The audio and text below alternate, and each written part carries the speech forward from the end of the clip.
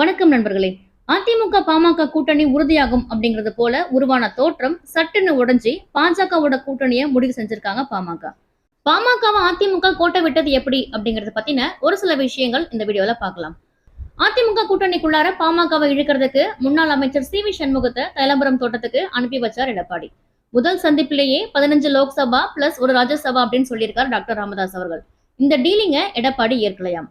தொடர்ந்து நடந்த மறைமுக பேச்சுவார்த்தையில 5+1 அல்லது 8 லோக்சபா அப்படிங்கறத எடப்பாடி முன்னிறுத்தினார். மேலும் தேர்தல் செலவுகளுக்கு பாமக தரப்பு கிட்ட நேரடியா பணம் தரப்பட முடியாது, அதிமுகவே பார்த்துக்கும் அப்படின்னு சொல்லியிருக்காங்க. இதுல டாக்டர் ராமதாஸ் அவர்கள் முரண்பாடு காமிச்சிருக்கார். இதை அடுத்து தேர்தல் செலவுகளுக்கான தொகையை நேரடியா பாமக கிட்ட கொடுக்கறதா உறுதி கொடுக்கப்பட்டிருக்கு.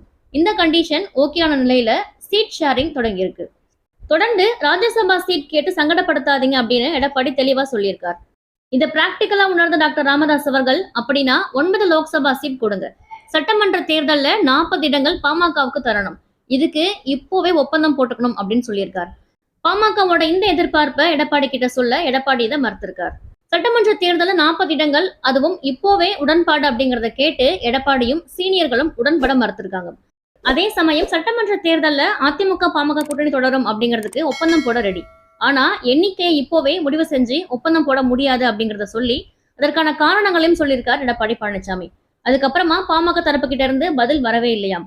அதிமுகவும் எதுவும் கேட்டுக்கல, இதனாலதான் அதிமுக பாமக கூட்டணி உருவாகல அப்படின்னு சொல்றாங்க அதிமுகவுக்கு நெருக்கமான சிலர்.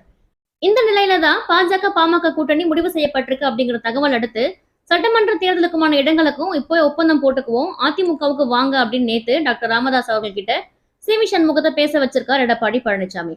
ஆனா எந்த கட்சியோட கூட்டணி வைக்கணும் அப்படிங்கிற முடிவை அன்புமணி கிட்ட விட்டுட்டேன், அவர் பாஜகவோட கூட்டணியை முடிவு செய்ய இருக்கார், நீங்க வாய்ப்பை மறுத்துட்டு இப்போ கூப்பிட்டா எப்படி அப்படின்னு சி.வி. சண்முகம் கிட்ட ஆதங்கப்பட்டிருக்கார் மருத்துவர் ராமதாஸ் அவர்கள்.